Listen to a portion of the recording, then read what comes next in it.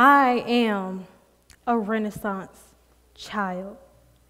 Well, as a matter of fact, I am a Renaissance woman.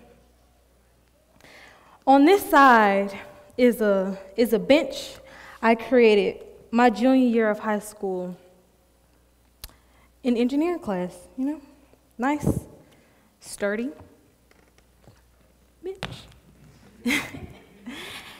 But on this side is a painting I did about a few weeks ago.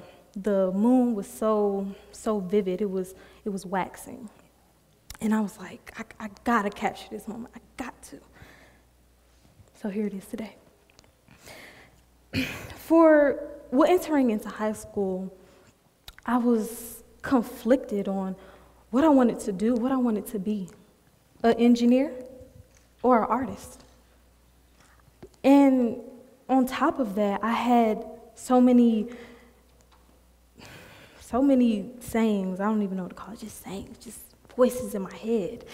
Oh, you should be an engineer. That's where the money is. That's what's booming. Oh, you should be an artist. You know, that's your passion. You can do it. And I was so conflicted. I don't know what to do. But I made a stance for myself, and I chose both, engineering and art. About a month ago, I would say, me and a classmate and we had a discussion on art's purpose in STEAM. And the classmate that I was talking with, he was saying, oh, art doesn't belong. How does it relate to science or technology or engineering or even mathematics? And he just kept saying, oh, it doesn't belong. What's its purpose? So I came up and I was like, look here. It was some posters in the room we were in, and I was like, look at this poster. It's a work of art. It has texture, it has color, it attracts your eye. And then I was saying, what about a Benz? What about a BMW? Ain't nobody finna be paying $100,000 for no ugly car. Just saying. And then I went back. I was thinking about the Egyptians, how they created these mass pyramids. They engineered that work of art that we see today. Then Fibonacci, who gave a foundation for creating proportional designs. Yeah. So you'll see the golden spiral. And who else? Leonardo da Vinci. Now, Leonardo da Vinci, oh yeah, golden spiral. Okay.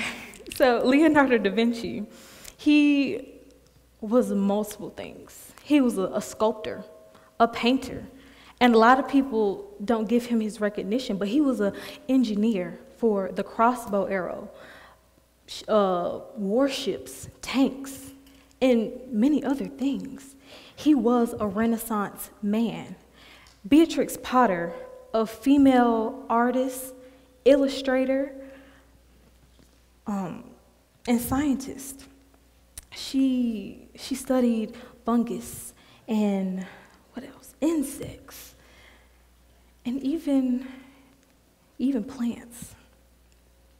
And her interest of science fed into her artwork ability to create watercolor paintings, and those watercolor paintings into great illustrations, great books. Everyone knows about Peter Rabbit, right? She was the mastermind behind that through science and arts. That's being a Renaissance person. And this fine gentleman right here, Garrett Morgan, an African-American male who gave us the traffic signal. He used engineering and art as a communication tool to let us know that, hey, stop, slow down, go. And those colors, he used those colors to inform people. Art speaks to us. Art is within our mind. We create it every day. We create art every day, and we don't even think about it. The chairs you sit in, the brochures and the pamphlets that you all have, those are works of art to inform, to teach, to speak to you.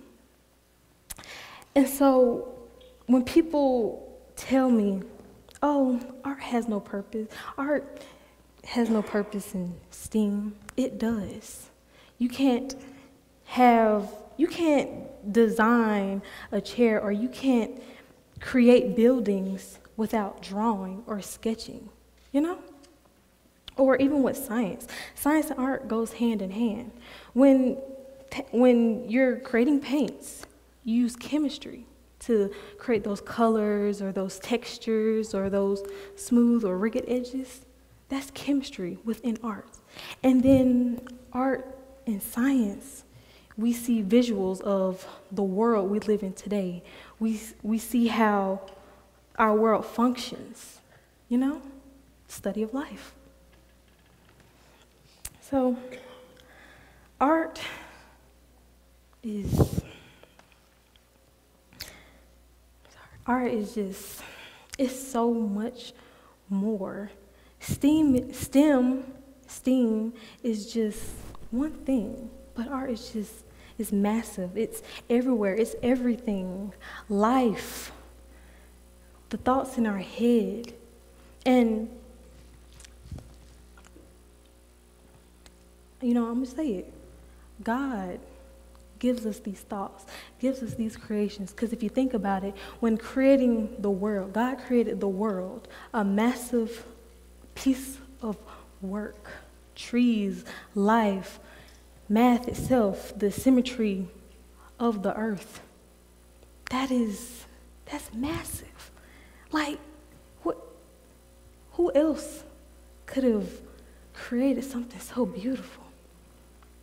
So I encourage my STEAM leaders to don't forget about the process. Don't forget about art's footprint within science, technology, engineering, mathematics, life itself, the thoughts we have.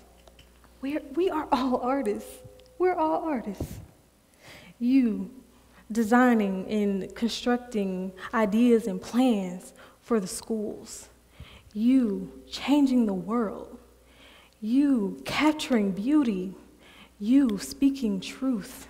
It's all art. Thank you.